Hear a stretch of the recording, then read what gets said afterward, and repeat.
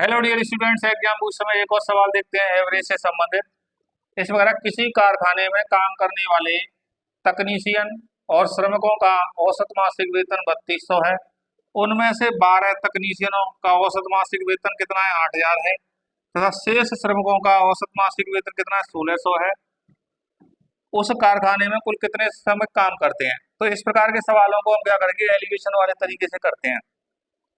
कोई दो ग्रुप दिए होंगे और उन दोनों ग्रुपों का इकट्ठा आपको एवरेज दिया होता है, और फिर एक ग्रुप का एवरेज दिया होता है, फिर दूसरे ग्रुप का दिया होता है। तो इस प्रकार के सवालों को हम एलिगेशन से करते हैं। तो आप क्या करेंगे, इसके लिए एक्स बना देंगे। तो यहाँ क्या है, आपके तकनीशियन है, और वो तकनीशियन कितने हैं? आपके 12 हैं। इनका कितना है?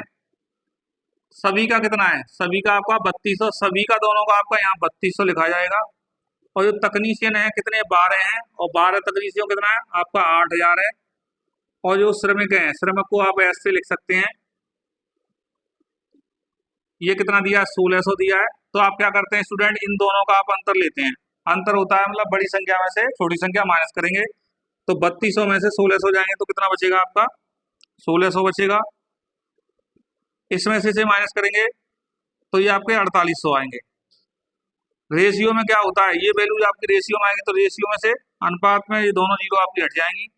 16 एकम 16 और 16 तिया 48। तो आपका रेशियो कितना हो जाएगा? 1:3। मतलब एक तकनीशियन के संग 3 आपके श्रमिक काम कर रहे होंगे। तो एक की वैल्यू उन्होंने दे दिया, एक रेशियो की वैल्यू दे दी है उन्होंने 12। लेकिन क्या करा है, उस कारखाने में कुल कितने श्रमिक काम कर रहे हैं? तो श्रमिक आपके कितने होंगे? 3। तो 3 श्रमिक बराबर हो जाएंगे 3 गुणा 12।